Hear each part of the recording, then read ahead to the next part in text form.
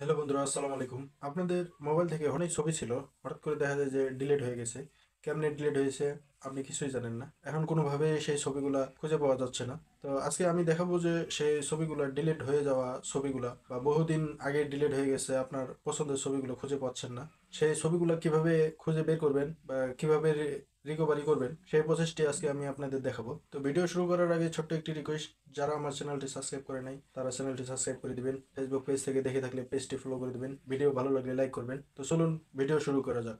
তো সেই কাজটি করতে হলে আপনাদের চলে যেতে হবে গুগল প্লে স্টোরে। গুগল প্লে স্টোরে ক্লিক করবেন। ক্লিক করার পরে এই যে এখানে দেখতেছেন সার্চ বার আইকন, এই সার্চ বার আইকনে ক্লিক করবেন। ক্লিক করার পরে এখানে আপনারা লিখবেন যে ডিস্ক ডিগার।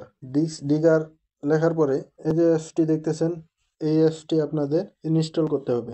তো আমি যেহেতু ইনস্টল করে রেখেছি, আমি ওপেনে ক্লিক করলাম। ওপেনে ক্লিক করার পরে আপনাদের কাছে এরকম একটা ইন্টারফেস শো করবে। তো এখানে আপনারা এই অপশনটার উপরে একটা ক্লিক করবেন। ক্লিক করার পরে যে গো টু সেটিংস এই অপশনের উপরে একটা ক্লিক করে দিবেন। পারমিশনস হবে, এখানে পারমিশনটা দিয়ে দিবেন। আমি পারমিশন দিয়ে দিলাম। দেওয়ার পরে আমি ব্যাকে চলে আসবো। ব্যাকে চলে আসার পরে এখানে আমরা অ্যালাউ করে দেবো। এই যে এখানে দেখতেছেন, এই যে আমাদের ফটোগুলা রিকভারি হচ্ছে। এখানে বেশ কিছু সময় নেবে একটু।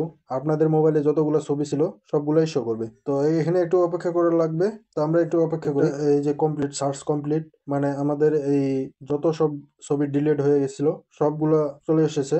আমরা এখন এখানে ওকে বাটনে প্রেস করে দিব। আপনাদের মোবাইলে যত সব ছবি ছিল বা ডিলিট হয়ে গেছে সব ছবি এখানে শো করবে। তো আপনাদের যে ছবিটা ভালো লাগে বা যে ছবিটা আপনার পছন্দের ছিল সেই ছবিটা এন্ড কিভাবে গ্যালারিতে নেবেন সেই প্রসেসটি এখন দেখাবো আপনাকে। তার জন্য এখানে যে এই যে থ্রি ডট আইকন দেখতেছেন, এই থ্রি ডট আইকনে একটা ক্লিক করে দেবেন। ক্লিক করার পরে এই যে এখানে দেখতেছেন যে সেভ দিস ফাইলের উপরে একটা ক্লিক করে দিবেন। ক্লিক করার পরে আপনার কাছে এই ইন্টারফেসটি শো করবে। এখানে আপনি কোন ফাইলটির মধ্যে ছবিটা নেবেন সেই ফাইলটি সিলেক্ট করবেন। এই যে এখানে আমি পিকচার এই ফাইলে ছবিটি নিব।